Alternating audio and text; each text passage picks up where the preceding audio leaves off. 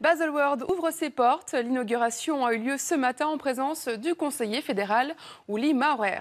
Cette année, 100 000 visiteurs sont attendus au salon dédié à l'horlogerie et à la bijouterie. Près de 1500 exposants sont présents, parmi lesquels les plus grandes marques internationales et suisses qui vont présenter leurs nouveautés dans un contexte à nouveau très favorable. Et en coulisses, plusieurs entreprises romandes sont sur le pont depuis des semaines pour créer présentoirs et espaces d'exposition de véritables écrins de luxe.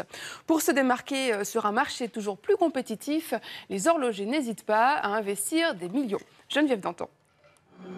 Des stands jusqu'au présentoir, de véritables écrins de luxe. Ce Vaudois en a fait sa spécialité. Voilà, comme ça, parce que c'est important qu'on soit sur la dalle.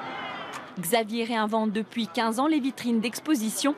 Un talent qu'on s'arrache, de véritables concentrés de technologie.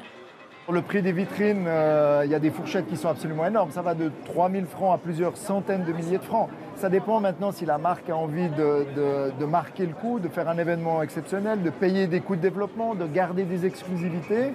Et en voulant une exclusivité avec des vitrines absolument uniques, on peut avoir des prix unitaires à plusieurs dizaines de milliers de francs. Baselworld, ce sont 1500 exposants, une concurrence acharnée. Certains espaces atteignent même les 20 millions. Si on compare les budgets d'exposition à leurs contrats de vente ici sur Baselworld, il faut savoir que quand on connaît les chiffres de l'horlogerie suisse à l'export, ils font environ 50 à 90% de leur chiffre d'affaires annuel ici pendant ces 8 jours. 8 jours donc pour séduire les quelques 150 000 visiteurs attendus au cœur du plus grand salon des gardiens du temps.